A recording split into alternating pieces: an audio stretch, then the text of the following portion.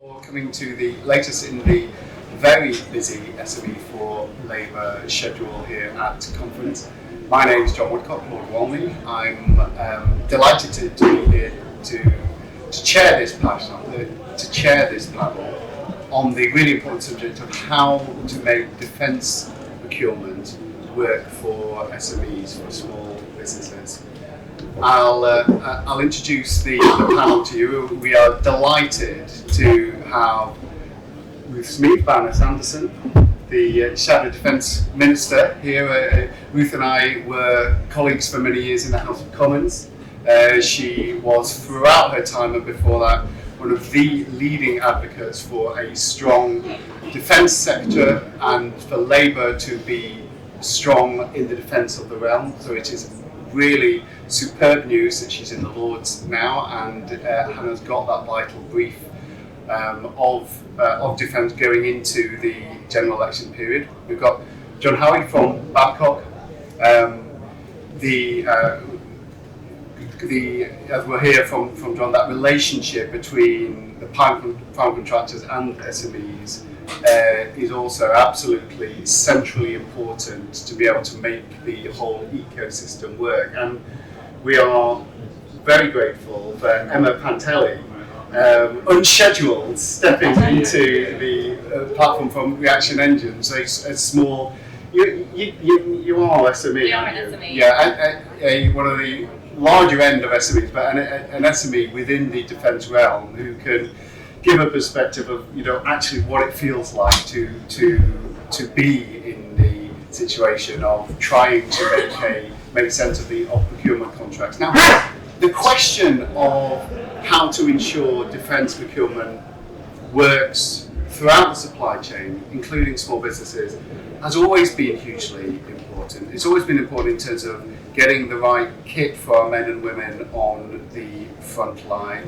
It's always been really important in terms of being able to sustain UK-based jobs in advanced manufacturing and engineering, the exact kind of the sectors, the kind of jobs that we are crying out for across the country. So getting that right has always been important, but I think the war on Ukraine has given an added sense of what's at stake here.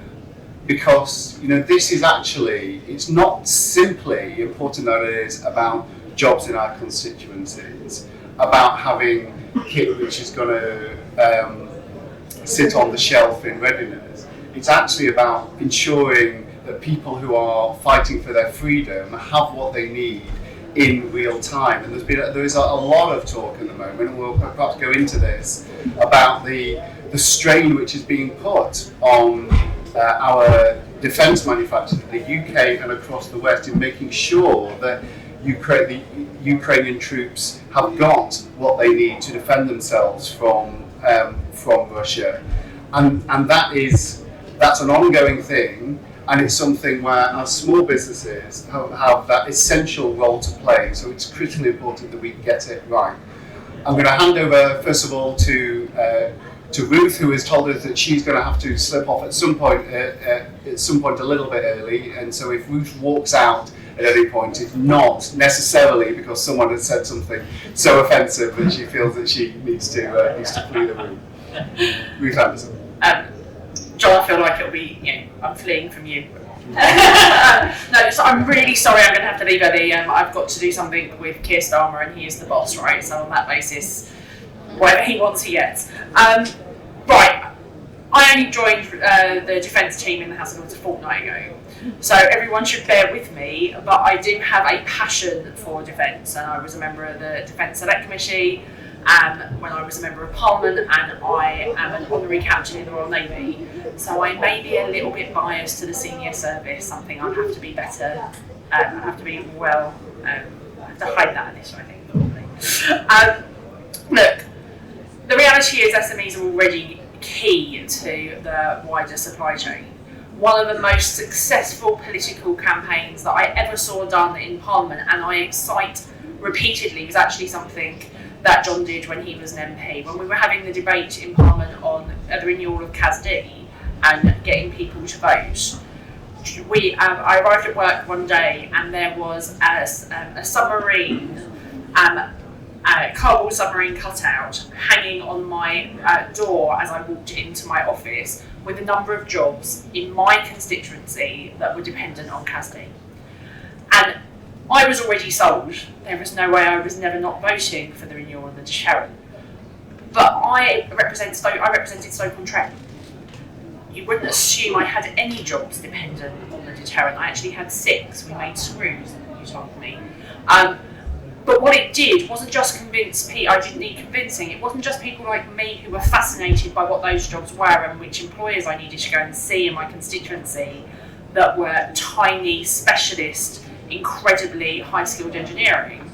Actually, what it did was ensure that there was a conversation. Everyone in the tea room that day had a conversation about how many jobs in your constituency was there, what jobs were they, what did it mean, and it got buy-in from MPs who usually never ever thought or talked about defence. So one of the things that I think is so incredibly important about the SMEs, as well as the big prime, is that the SMEs give a different tone and tenure of conversation to politicians, and it gives different buy-in. I was on a panel earlier on and I was challenged about our defence procurement and asked why we didn't just focus on developing very, very high skill but very narrow in delivery. Why were we still making tanks and why did we still care about ships? Now, from my perspective, I am very much into why we build ships. We're going to keep doing that. And making sure that as many people work in the defence sector as possible and that they're British jobs and we're buying British products. But actually, the one thing that we rarely have managed to talk about as a country and as a sector is the wider defence family. I don't think we had to do that, or we never thought we had to do that when we had more people working in our armed services and when we had more veterans. But actually, as the number of people that have day-to-day involvement in defence reduces in terms of our service personnel, we need to start thinking more imaginatively about where those advocates exist for the wider political conversation we need to have. And actually, it's you. It is the defence sector, it is industry, and we need to start considering this in terms of its wider concept as part of a defence family. One of the most powerful conversations I ever had, and I won't name one of your competitors, but I went to visit a factory, and they raised with me that when Afghanistan had happened, they went on to 24-hour shit, like they were working 24/7. And it was like, well, obviously the contracts had come through. That was really demanding. It's like we didn't care about contracts. Our kids are going to be using this kit, and we need to know that our kids have the best possible kit, and that our kids are going to be safe. Now, it is that emotional element of this that gives national buy-in for our defence infrastructure and for ensuring that we can keep being cutting edge and that we can keep ensuring our NATO alliance obligations. So, of all of those things, that's why the SME element of this currently exists, but is so incredibly important to us in the wider space. I also think, and as much as I love the primes, and I can't tell you how much I love going and standing, if anyone was in a previous session, you'll know I love the platforms, I love spending time. Put me on a ship, I'm in a really happy place. But actually, in terms of imagination, in terms of the next generation of warfare, and John touched on Ukraine, what we've seen in Ukraine is very high tech and very low tech coexisting at the same time. And we're going to have to think about that as we move forward. And a lot of that imagination, a lot of that R&D, the initial R&D, comes from someone sitting in a room by themselves going, why don't we do it like that? And then that generates from an SME into the wider supply chain. So there is such a clear role for SME within this sector. We just need to make sure that the framework works, that procurement works, and that our relationships with the prime ensures that this flows through the country and flows through our SME sector. Ruth, thank you so much.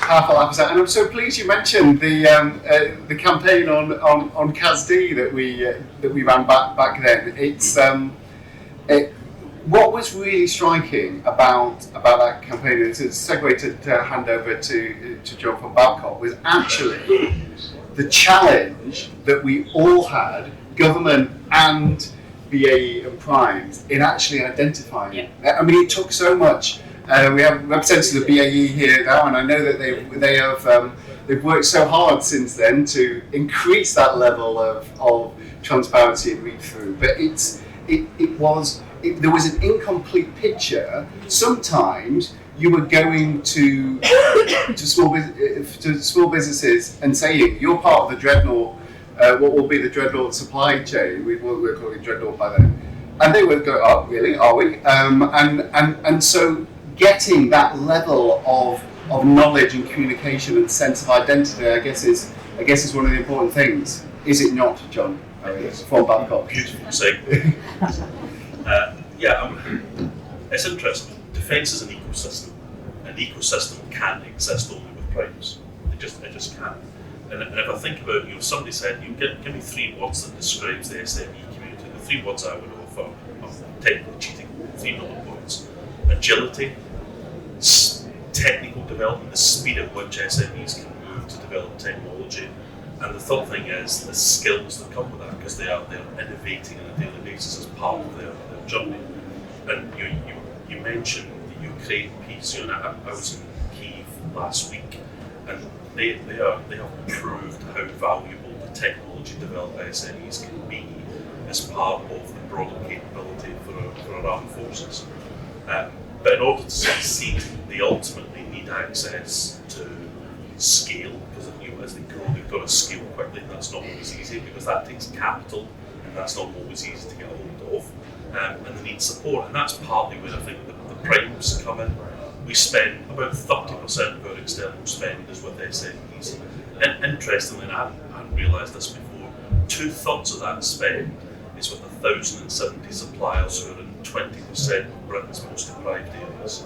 So it's not just that SMEs are important to the defence ecosystem, they're important to the economy. What the primes have to do is not rape and pillage the SMEs, but actually help them to develop. Give them access to the support on how they turn a hand-built product into a production line. Give them access to the capability to build factories, to train people, so that they can be part of a broader ecosystem that supports the primes, because they move faster than we move. They have skills that we don't have. So I think it's really hard to envisage an industry where we don't have a good SME sector, and I don't think we've always been great at it.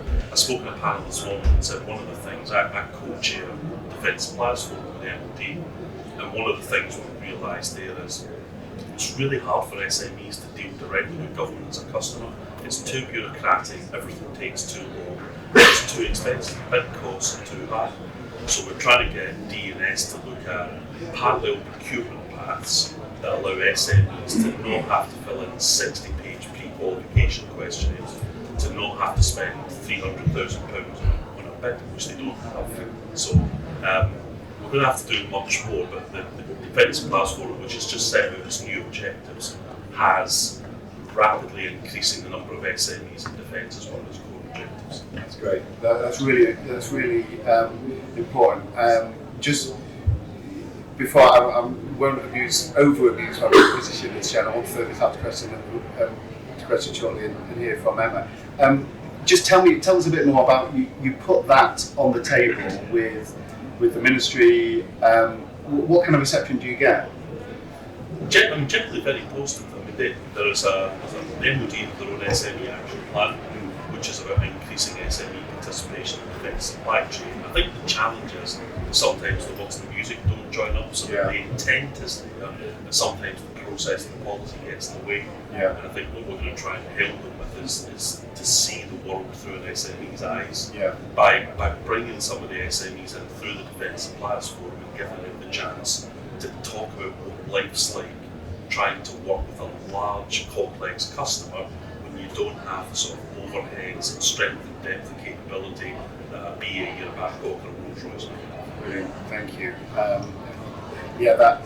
That key question for Labour is how it envisages that change and how it understands the systems that it's inheriting. Now, I said I was delighted that Emma Panteli had joined the panel. She can speak as that voice of SMEs in defence. She's also had periods at ADS at the umbrella, so seeing it from the very top end. She was also, I have to say, the mastermind behind those submarine door knockers, the mastermind of the enabler as part of Team Baron Furnace when we did that. One of my enjoyed proudest moments. I remain very grateful for the work she did on that. So Emma, give us a sense of how this feels from the perspective of an SME within the defence sector. Yeah, sure. So as John mentioned, I was thrown into this panel last minute. Very grateful, love to be here. Nice to see you all.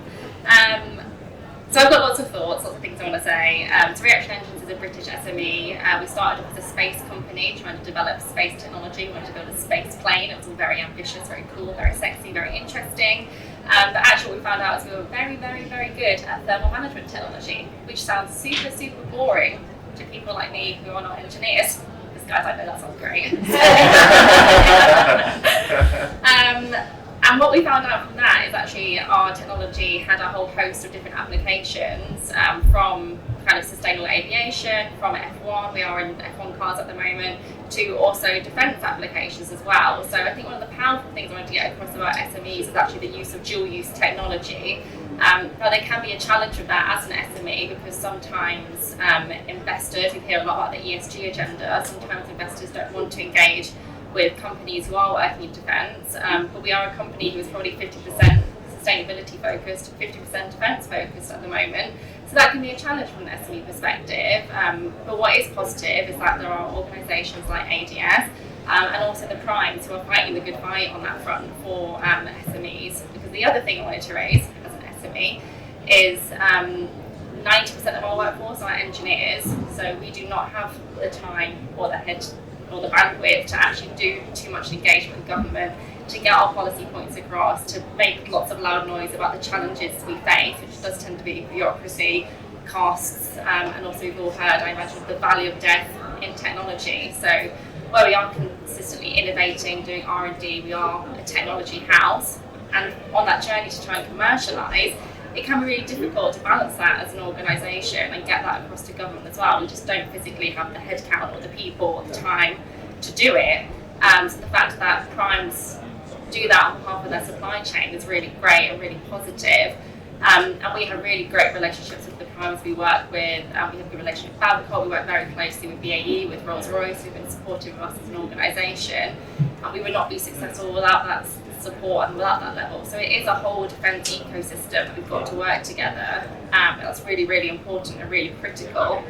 And the other point I just wanted to get across was on kind of the Ukraine point and actually the speed of relevance when it comes to technology. SMEs can be agile, we can be quick, we can have an idea and make it happen very, very speedily, but then we don't necessarily have the capability to make it happen. So partnering, the partnership and collaboration approach is so important when it comes to making sure procurement works for SMEs and doing that in a partnership way, which is actually something we're currently doing very, very successfully with Rolls-Royce on some hypersonics work that we're doing, where we've taken a fully fledged partnership approach to make it happen, and that's worked really promising to engage with government and to make things happen at pace.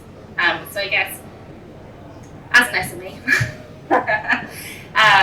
it's just ensuring that we have that support, we're seen as being part of that broader ecosystem, that we're engaging with primes, that we have the opportunity to talk to government and the customer as well, and being recognised for the fact that we do have like these unique technologies that you don't necessarily think about, such as like the screws that make casting happen, etc. You know, it's these little things, but they can be super impactful to making a defence capability a reality.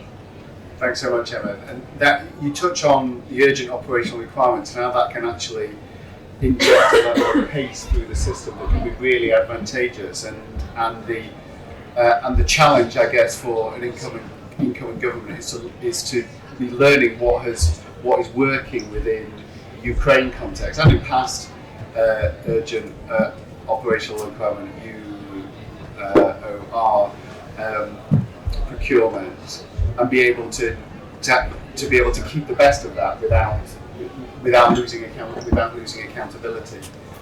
we've covered a great deal of ground there in a short space of time. I'm really grateful to panelists for being incisive and succinct. So it leaves us with a little time for questions. So let's take them in small groups, and let me go.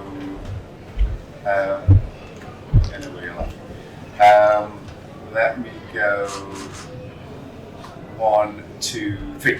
Okay. And if you can say your name and anything else that's relevant about you within limits. Where is it, sorry? Oh yeah. Thank you. Yeah, we have a microphone, don't we? Hello, that helps. So my name is Councillor Sheldon Vesty. I'm actually here in my professional capacity today. So I'm a department head for a dual-purpose software firm, and we are in the defence sector heavily.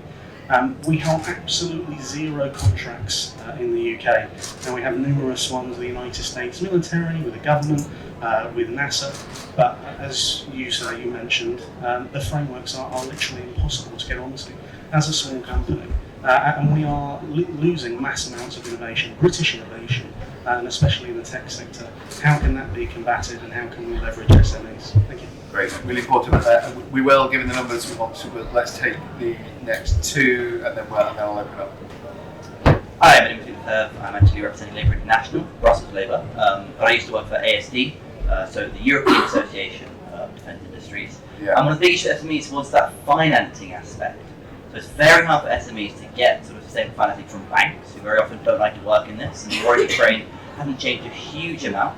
Although the EIB is looking into this, the European Investment Bank, it's still an issue, and I want to hear your opinions on that, about how financing and maybe the financial sector can work better with SMEs in defence. Thank you very much. Great, thank you.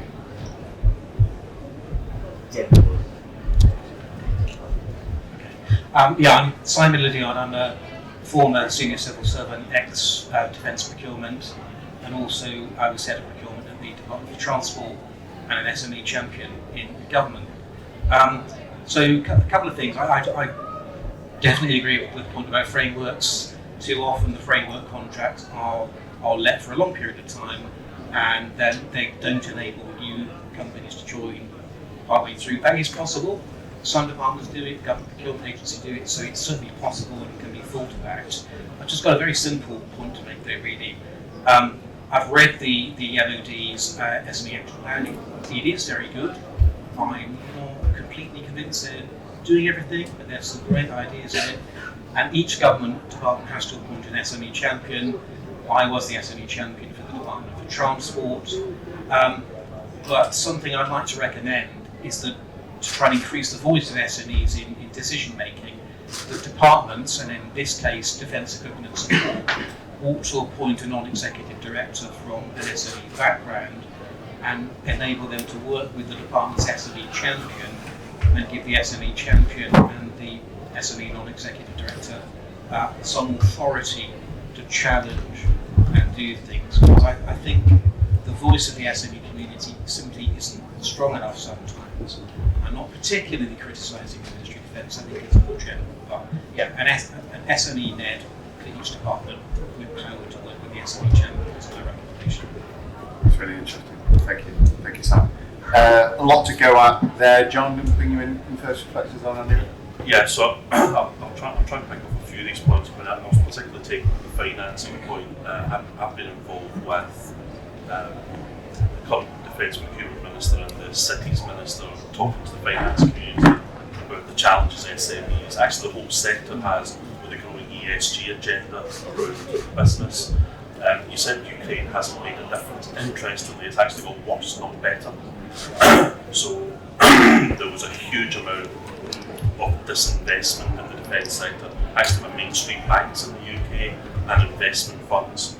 And some of the things people have said to us in meetings is quite scary, and you get quite a marked different approach in the US, where investment funds see it as a patriotic duty to invest in defence. And they've got a very simple view, which is governments get to decide what is moral and what is immoral. We invest on that basis for our investors. And so I think that there's definitely, I think the current government are looking to regulate on it, because we've heard horror stories about SMEs who employees can't get bank accounts from challenger banks, They can't get leases on properties because it's a defence company, and it's nuts. The frameworks piece, I do think ultimately the answer has to be changing the procurement models in government. The contract structure is set up to buy submarines and tanks. It's not set up to buy fast-moving, low-volume products from SMEs. And I think that's been recognised, but as you know in defence, the gap between recognition and action is often much longer than it should be. So I don't think we'll fix it overnight, but maybe a change of government will fix that. And tease you up nicely. I love anything that starts with change of government. I feel we had a debate on Ukraine on the last day in the House of Lords, and one of the issues that was raised was about the fact that certain people who were trying to export to Ukraine, an SME that was trying to export to Ukraine, had their bank account frozen. There was absolutely no way of them delivering on their contract, and now it was affecting their personal bank account too. The government have committed to a review. The issue is how quickly that review is undertaken, but the finance element of this hits an extreme. Not just, when we would have talked about financing and SMEs, it would be how difficult it would be to access investment cash and how we could make sure that there was funding available for R&D and for growth and development. We're not even in that place in this conversation at the moment. We're in a very, very dark place that has almost got defence bad as a business premise for the banking sector, which is completely unacceptable, and we'll have to figure a way through it out with the finance sector. Thankfully, though, I am not a Treasury Minister or Shadow Treasury Minister, and you heard a wonderful speech from Rachel Reeves earlier on, and I'm sure that the department will fix it as and when they let us anywhere near it. In terms of frameworks, by the way, I love the idea of SME Net. I think that is something that I will take away and I'll have discussions about. But in terms of that, how we can have frameworks to support SMEs, it is truly ludicrous that I can only give you a bottle. Yeah, we can bottles, but no actual. Have we got a glass? Can someone get us a paper cup? Thank you. Several bottles of wine back there. Pass them round. Gone another 20 minutes. My social media is already bad enough. Can you imagine what that would be? But it is ludicrous when we have that level of tech and we have that level of skill set in the UK that we're ignoring it rather than embracing it. And the reality is, as we move to a different world view where cyber and space are actually going to be the main environment that we're working in, that is joint command as opposed to individual service, we're going to need you even more to make it work. So we're going to have to make a way of making this better and utilising everything that we've got. People are going to talk now. I say glass, we get wine glasses and bottles of wine. What is my reputation? Thank you so much. So this is something that we'll have to work on. You are not the only person, but in the interim, what we're also going to have to do is have a framework with the primes that actually leverages them to leverage you while we try and fix the process, because I think short term that's probably the easiest way. Well, we have to have some level of cultural change within the MOD, which I think we can probably all agree might be required. Maybe not officially for those people that are sitting on boards at the moment, but there is a change required in culture to make this more accessible to normal human beings. Emma, would you fancy being a non-executive director in the Ministry of Defence? Yeah, love to be. All the experience. Yeah. I would just add on the frameworks point, because I completely agree with you. I think we've been quite lucky where we've managed to do the partnerships and collaborations where new companies are coming up in like the tech and AI and open data world. It's been tricky. I was at a roundtable last week with the Minister for Defence Procurement where he did mention something called Commercial X, which could be a framework that's helpful specifically for that data AI approach. I made the challenge, what about hard tech, which is what we operate in. But that actually sounded quite promising. I think it was announced earlier this year. But the fact that you have to hear about these things kind of randomly at events, and again, if you're like us, you don't necessarily have the bandwidth to do that much engagement, etc. It's really hard. It's not like it's communicated over Twitter or something you're following. It probably is communicated over Twitter, but not that you're looking at it constantly. And then the financing SMEs point, again, like I said, we're a dual use company. Our technology is completely applicable to different sectors. The fact we have it in F1 cars just shows like the robustness of the technology, which is great for defence. Yeah, love it. But then, the people are looking at us like, so what's your identity as a company? It's like, we're a technology company which is operating in lots of different sectors. That should not prevent us from getting access to finance or access to that level of engagement. So there's a culture shift to do that, and I know that MODs are talking a lot about dual use and dual use technologies and why that's important. But I think it needs to be a whole government approach. Big fan of SME meds. I think the Cabinet Office do a relatively good job on kind of SME engagement, and again, it's almost like each their own. But again, it's about that broader culture and bringing it across the different departments as well. It's no good if that work is all siloed. And that point you mentioned at the beginning, Emma, and then expanded on it now about how actually the perceptions, the way that a particular perception of ESG and what it should be may affect. I don't know if it does affect reaction engines in terms of whether you become reluctant to talk about it as much as you would be about your contribution to defence. And John and Ruth have spoken about this pathway as well. I'm chairing this. One of the reasons I think I was asked to chair this is I lead the defence work as part of the Purpose Coalition, which is a group of purpose-led organisations who take ESG very seriously. And we are horrified by the way in which this is playing out. Particularly, my hope was that Ukraine actually would enable this conversation to be reset, because people would look at past conflicts and they maybe didn't agree with them, or it was maybe a bit seemed a bit theoretical, but this is actually a conflict which has mass support playing out on our doorstep, which if kit from UK manufacturers was not getting to the front line, the outcome could be very different. So you said to people, well, what would you have? And it has to be, there must be a way that we can shift the conversation there, because otherwise, what are we for? The thing that I always say to investors when you sort of play the defence is not right socially, you don't understand two things. Number one, defence is a priority for the democratically elected government. So the people elected a party who chose to make defence a priority.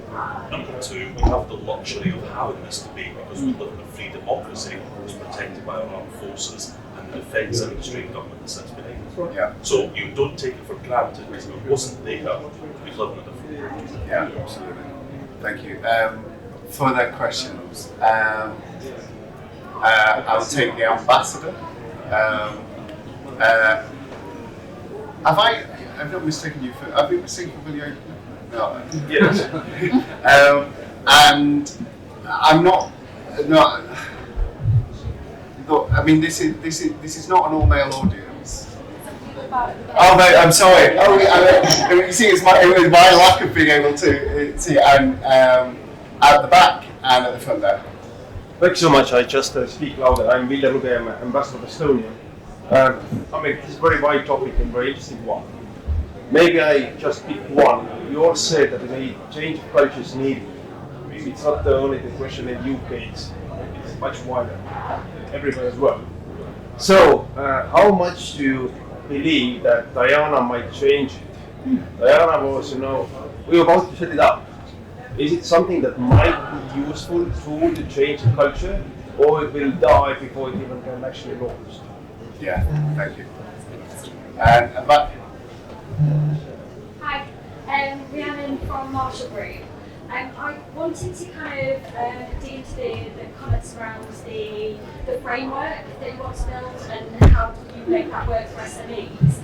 Is that something that you will engage on between now and kind of, whenever a general election happens and things, whatever happens then, is that something that's ongoing, or, how are you using that as an engagement mechanism for kind of SMEs and that mid-tier as well? Brilliant, thank you.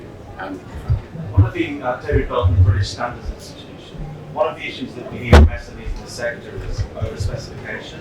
I wanted to give a shout out to DSTAN, the MOD's Defence Standards body in Glasgow, that's doing a really good job of civilianising their standards. And that's great news for SMEs because it means that they don't need to retool. It means their kit that they sell on the non-military market is also used in the defence procurement.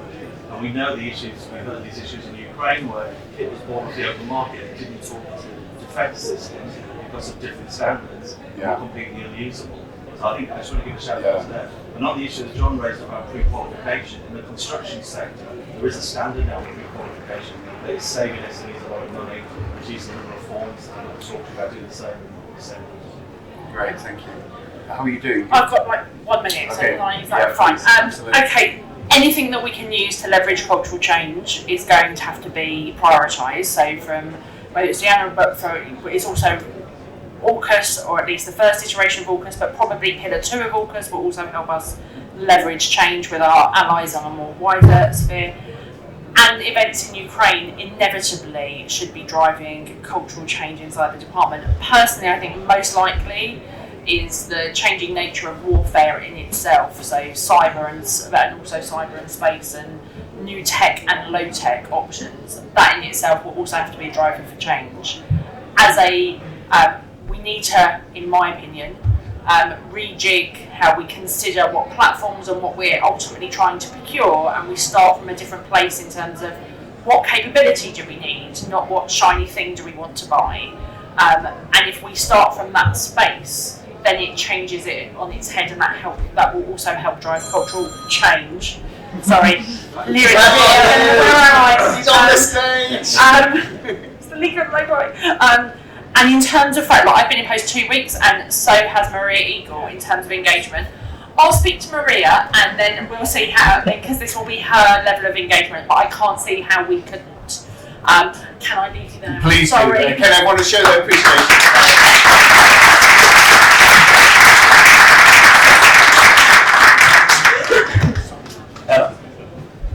I guess I'd only pick up the Diana point, which I think is an excellent one to raise actually, so thank you. But yeah, we are actually seeing from our own personal perspective at Reaction Engines the shift from financial institutions of the position Diana could play, particularly with that dual use, SME, small company, low technology readiness levels, TRL levels, and building that up. So I think you're right, that is a really good mechanism to leverage to change that perception around ESG. Brilliant, thank you. John? A couple of things. I think the cultural change point is absolutely valid. If you ask the MOD today, they would say Ukraine is the latest land war, it's the first digital war, and it will change the way we look at warfare. But it will also, I think, force us to look at how we treat, culturally, how we treat resilience. If Ben Wallace had been here, one of the big successes in Ukraine was NLAW's shoulder-mounted anti-tank weapon. Went and bought any for 12 years, supply chain had disappeared because the way we treated war stocks, the way we viewed Ukraine are firing in a week what we used to think would last an entire war. So we have to reset culturally. We have to reset not just the way we fight, but the way the enterprise that enables us to fight, and munitions, platforms, etc. Will have to be sort of retooled. I think on the over-specification point, I always think the UK is always on a knife edge. The UK has a policy of having battle-winning capability. That doesn't drive you to specify unique capabilities.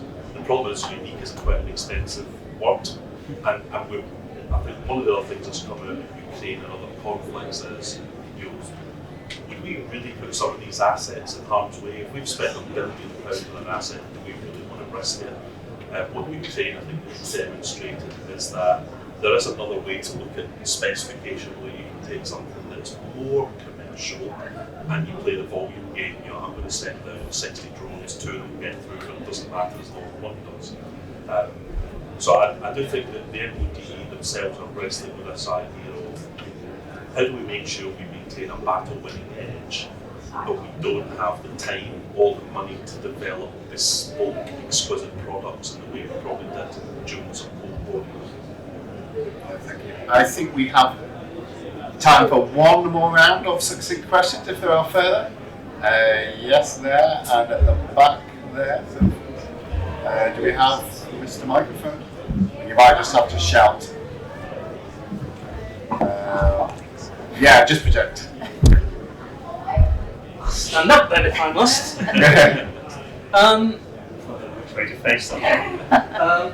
If everybody's talking of SMEs, I might be the only person here from the SMEs that everyone keeps talking about. I'm a solicitor, head of a solicitor's practice in central London, and we are by any standards an SME. And I'm hesitant to rain on anyone's parade here. However, whenever we've bid for any of the contracts from giant companies or indeed government, we do our best, we put in our tender, and lo and behold, the old company, the giant company that previously had the contract, wins it again completely by coincidence. And we're left going, what's the point? Yeah, understood. Thank you, sir. At the back. My name is Shivanya. I'm CEO of the tech company in North Wales. We have an office in California as well. We find it a lot easier to trade with defense contractors in America. A lot of Northrop Grumman, their ethical policies are really great when it comes to trading. When you try to trade with them, are you women-owned business? Are you disabled-owned business? Are you number of people you're employed? If you are SME, small or minority-owned business, you are better treated there. And we found that a lot easier to do business in America because the ethical policies they have, and their contract with the American defense. It's embedded within a framework contract. If we just adopt that in the UK, I believe that we can go a lot better. We do business with Babcock, but many of them find it extremely difficult to even go through the procurement process. So that is the policy within the framework contract. Government needs to change and create the ethical policy within the organization. Excellent, thank you. And did I see a further hand up? No, two strong points to and on final reflections on that and what you've heard today in the last couple of minutes. When I go to you first. Yeah, sure. So we are an SME, so you're not the only one in the room. And I guess my point, I completely understand your frustration. We bid in for contracts that we haven't won. I imagine Babcock have also bid in for contracts they haven't won. I feel like it's one of those things. I think you do have to take the time to engage with the customer and understand why it hasn't happened. We got some really good feedback back recently to why we didn't win a contract, which we have to take on board. We're adapting, changing our processes. I just think it's a win or draw of the game. I completely get it, can feel that frustration if it's consistently happening and you're consistently seeing primes winning contracts. It's great to hear that Northrop Grumman have a very strong ethical practice and that you can hear that you feel that it's easy to engage with the US because of those ethical practices.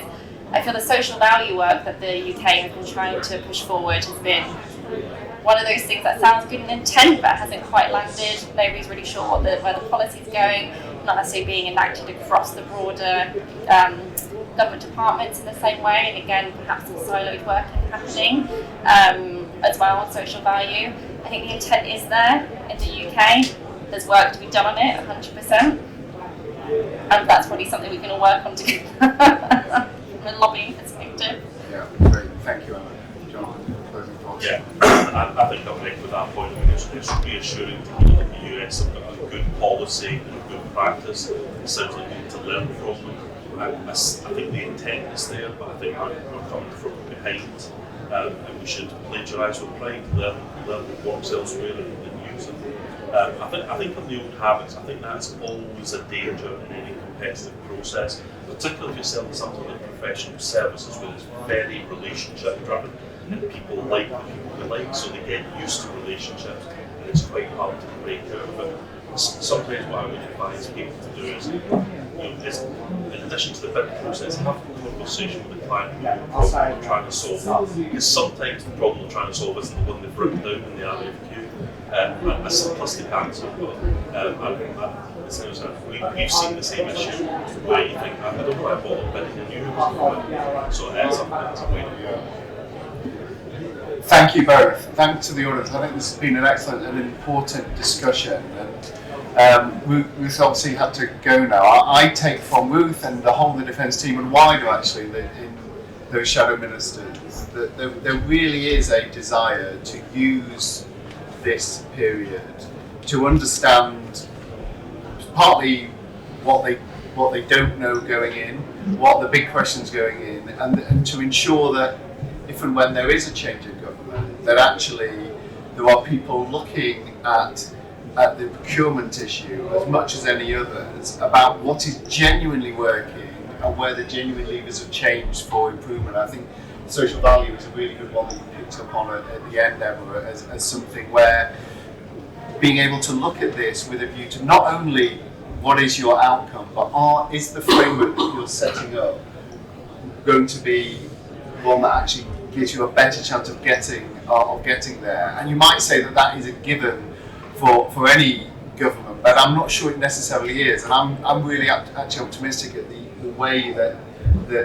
this set of shadow ministers are approaching this and other issues as the date of the election gets closer. So this conversation will continue. Thank you for your contribution to it. Thank you to SME for Labour for hosting this and giving us the space to talk this through, and look forward to seeing many of you again in the future.